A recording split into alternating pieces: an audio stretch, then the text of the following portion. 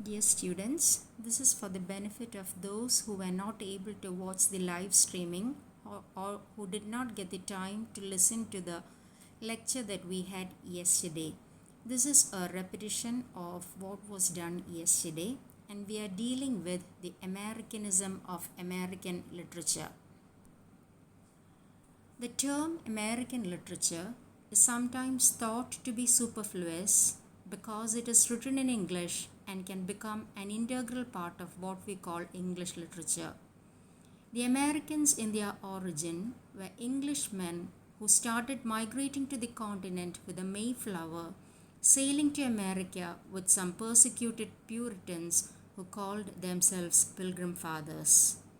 In fact, it was a pilgrim's progress in search of a promised land, a new Jerusalem for those who found life in England and Ireland a hell. What really happened was that these men found in America an opportunity to build their life anew without the burden of a feudal system. When the 13 colonies in America became free, what was born was a land without a history and without a tradition. One distinctive aspect of American history is that it is the only country that escaped feudalism, the only country that was born in freedom. American literature took its recognizable form in the second half of the 19th century. It did not have any American tradition to look back upon. Naturally, the creative writer in America had to carry with him the European tradition in religion, philosophy, and literature. But they forged a new philosophy, which they called Transcendentalism. To define Americanism of American literature is to define this word.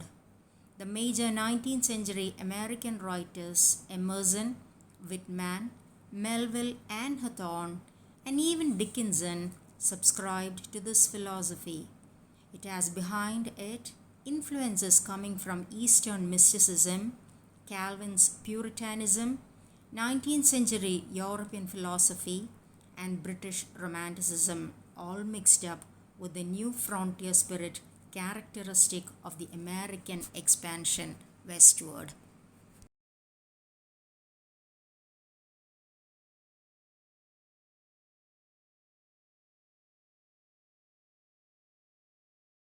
The word transcendentalism implies going beyond, that is, going beyond reason into the realm of the unknown, the mysterious, and the mystical. To the transcendentalists, nature is a liaison between God and man, objects in nature being metaphors that educates man of the meaning of God. It is a new kind of pantheism. There is also the cult of the individual and the absolute belief in freedom. The American is a pure democrat, a believer in the basic quality between man and the right of the individual to be a law unto himself, a right that is guaranteed by the American Constitution.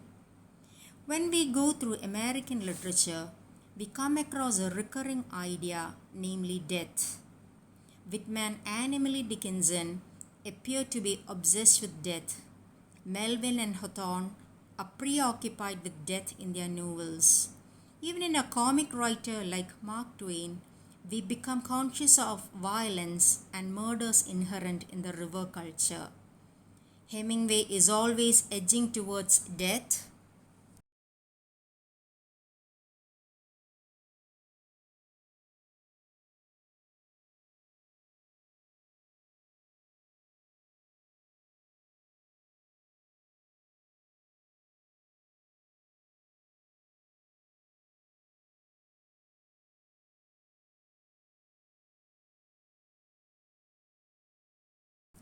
An artist who goes far enough comes across death.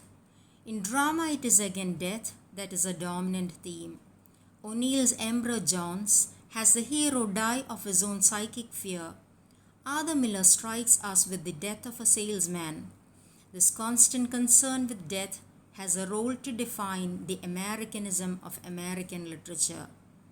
Death can be looked upon as a symbol of democracy because death is a great leveler.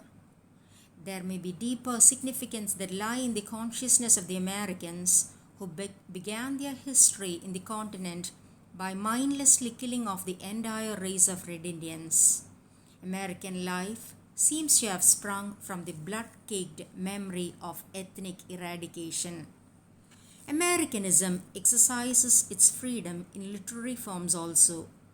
Whitman, for instance, deliberately uses a free verse which is free from the trammels of traditional meter and rhyme characteristic of British versification. The American poets refused to use classical illusions. They looked for new and original words that directly sprung from their American experience. Mark Twain virtually creates a revolution by using half a dozen dialects in Huckleberry Finn. The real adventure is linguistic. Continuing this linguistic revolution, Hemingway adopts a style of diamond-hard simplicity. O'Neill exploits the dialects of the working class and of the Negroes. So, Americanism of American literature is in this experiment of language also.